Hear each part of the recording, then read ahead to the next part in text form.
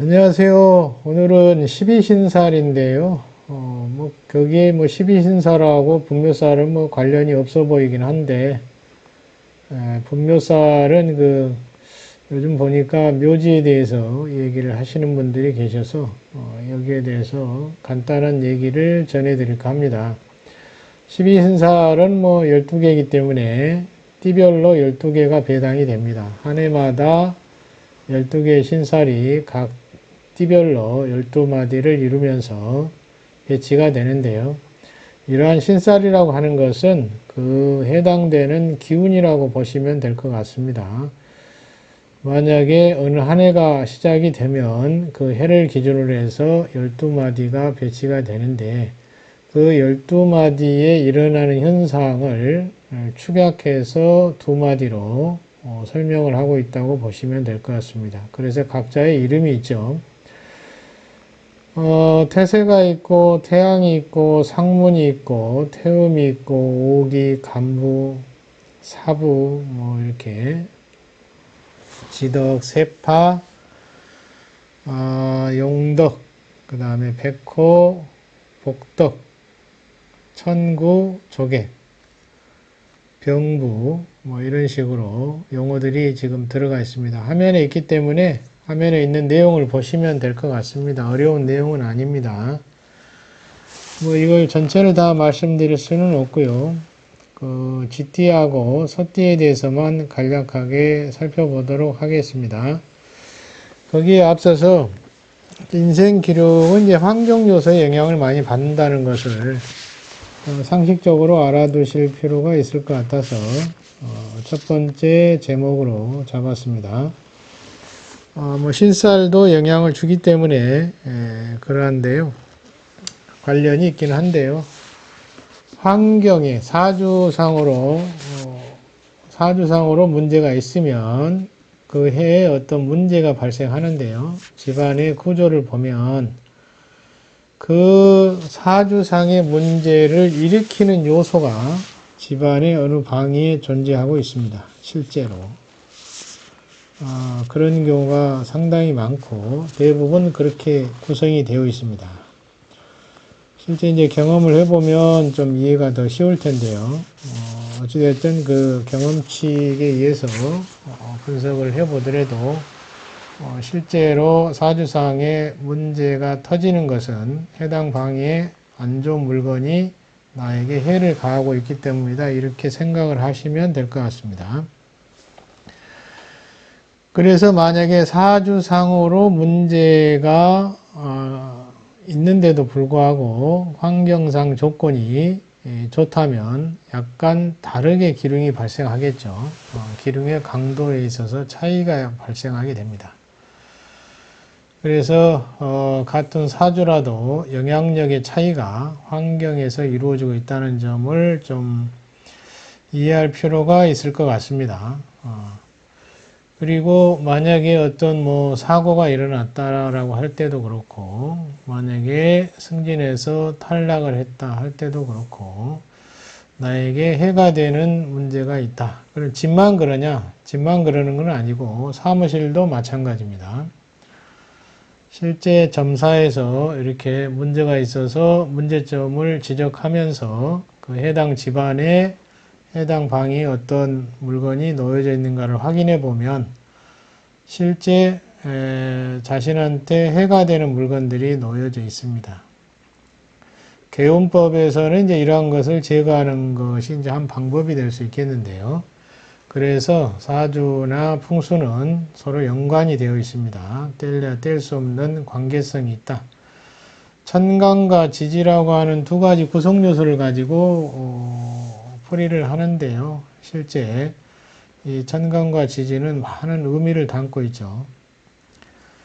그리고 그러한 요소가 기lum을 발생시키는 것은 환경의 구성 요소에 따라서 차이가 있을 수 있다는 점이 여기에서 이제 말씀드리고자 하는 내용입니다. 실제 여러 가지 사건, 사고가 일어났을 때 그 해당 방에 안 좋은 물건이 있는가를 확인해 보면 실제 거의 다 존재하고 있었습니다. 아마 이런 내용은 뭐 생소하실 수가 있습니다. 처음 듣는 내용일 수도 있고, 또 어떤 이제 지각 있는 분이 말씀하셨을 수도 있겠네요. 어쨌든, 이렇게 환경은 중요한 작용을 하고 있다는 것을 알고 있어야 합니다. 그래서 집이든, 그 다음에 사무실이든, 분석을 해보면 영향을 주는 물건, 이로운 물건도 있고 해가 되는 물건도 존재하고 있습니다. 그래서 그러한 환경의 구성 요소에 따라서 기둥의 강약은 상당히 차이를 보이게 됩니다. 그래서 첫 번째 이제 안건으로 설명을 드리고 싶어서 제목을 이렇게 달아봤습니다. 인생 기둥은 환경의 구성에 따라 달라진다. 뭐 여기까지 더 추가하면 이제 묘지까지도 갈 수가 있는데 요즘은 이제 그걸 좀 빼더라도 자기가 사는 공간, 오래 머무는 공간은 영향을 받는다. 핸드폰이 전파에 이렇게 자동으로 기지국에 따라서 자동으로 연결되듯이 어느 환경을 접하게 됐을 때 그 환경에 오래 머물수록 그 환경의 영향을 많이 받게 됩니다. 자, 이것이 이제 그 환경이라고 보시면 될 것 같습니다. 여러 가지 이제 자기가 머무는 공간이 다 환경이다. 짧으면 짧을수록 영향력은 떨어지고요. 오래 머물수록 영향력은 커진다. 이렇게 보시면 될 것 같습니다. 그렇게 본다면 뭐 집과 사무실이 아니겠습니까? 가장 많은 영향을 주고 있다. 이렇게 볼 수가 있는 것이죠. 자, 그런 문제를 또 해결할 때도 그런 이제 안 좋은 물건, 해야 하는 물건은 이제 제거를 하든지 변화를 주어야 되겠죠. 자기한테 유리한 물건으로 교체를 하든지 이렇게 함으로 인해서 기둥의 강약을 줄이거나 늘릴 수는 있을 것이다 하는 것입니다. 그 다음에 이제 12신살은 12개인데 뭐 12마디로 이렇게 한자로 적혀 있어서 어려움이 있을 수는 있겠네요. 뭐 한글까지 다 적으려다 보니까 너무 내용이 방대해집니다. 오늘 그 쥐띠는 이제 백호가 들어가 있습니다. 백호는 여러 가지 점사에서도 많이 나오는데요. 여기 신살이나 사주의 신살이나 또는 이제 그렇지 않고 구궁의 신살이라든지 다른 데 적용하는 것도 또는 12궁의 신살로 볼 때도 다 신살은 해당이 됩니다. 이런 그 구성 요소에서 가장 공통적으로 언급하는 내용이 백호입니다. 백호. 그래서 만약에 사주상으로는 이제 천간지지만 본다면 백호를 논할 필요는 없지만 신사를 참고한다면 백호는 과히 좋은 것은 아닙니다. 대부분은 이제 혈광의 전환이라고 해서 차량 조심, 사고 조심을 해야 한다라고 보고 있죠. 심하면 이제 뭐 상복을 입을 수 있는 뭐 그런 재난 또는 소인의 음해를 받을 수도 있다. 이렇게도 볼 수 있고, 이 백호는 이제 관여하는 데가 없을 정도로 많이 관여되고 있습니다. 혈광 또는 재난과 질병 뭐 이런 쪽에도 연관이 있다 이렇게 볼 수가 있어요. 그래서 백호가 들어가면 좋은 일을 기대한다기보다는 이제 불측의 일, 대비할 수 없는 불측의 사건, 사고 이렇게 볼 수도 있습니다. 그래서 이제 이런 경우는 또 해소하기 위해서 중국이나 이제 이런 데는 구천 현녀에게 뭐 기도를 하거나 이렇게 이제 해소하고자 하는 노력을 하는 것이죠. 올해는 이제 쥐띠에게 백호가 들어가 있습니다. 그래서 쥐띠는 지금 현재 범태세에는 들어가 있지 않음에도 불구하고 연으로 봤을 때는 이제 좋다고 볼 수는 없죠. 백호가 난동을 부리면은 재물의 파손이라든지 이런 쪽에 영향을 줄 수밖에 없죠. 아파서 병원을 가더라도 돈이 들어가야 됩니다. 그래서 이럴 때는 이제 투기 쪽은 손대면 안 된다고 볼 수가 있겠죠. 이 경우에는 이제 조금 자중할 필요가 있다. 그리고 소인이 옆에 근접하기 때문에 주변 사람을 좀 조심할 필요도 있을 것이다. 특히나 사업하는데 이제 동업하면 안 되겠죠. 오히려 이제 이럴 때는 좀 피해서 다음에 백호가 사라졌을 때 하는 게 좋을 것입니다. 자, 이렇게 쥐띠에게는 이제 올 한 해가 이런 백호의 기운이 서려 있다는 점이 조금 문제가 되고 있는 것이죠. 건강도 조심해야 되고요. 그리고 이제 이 쥐띠는 이제 북쪽이죠. 그래서 북쪽에 큰 동전을 바닥에 깔고, 재화라든지 재혼을 좀 좋게 하려면 동으로 만든 소를 하나 갖다 놓으셔도 조금은 도움이 될 것 같습니다.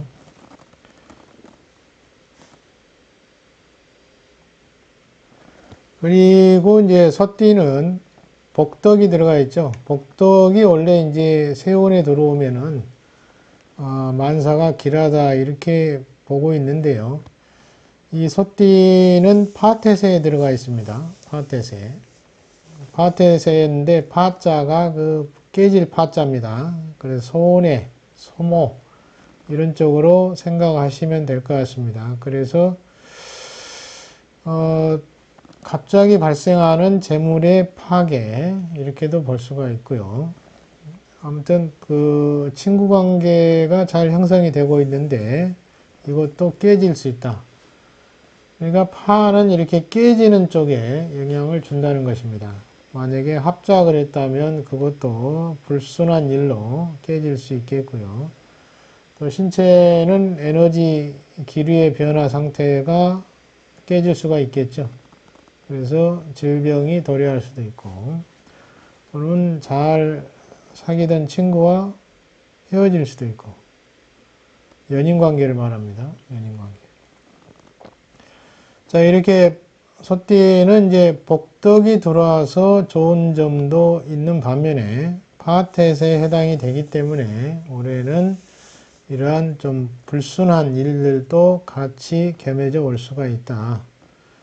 그래서 이제 가급적이면 구설이나 시비를 피할 수 있도록 자중하는 쪽으로 가야 되지 않을까 싶습니다.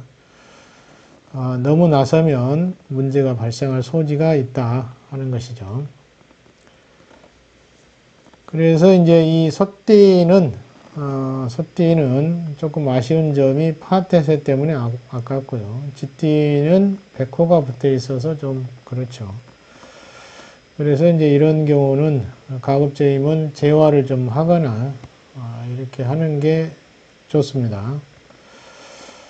아니면 이제 나머지 사주가 좋다면 오히려 이제 갑진년이 용신의 기운이라면 오히려 이제 좋을 수 있기 때문에 너무 걱정할 일은 아닌 것 같습니다.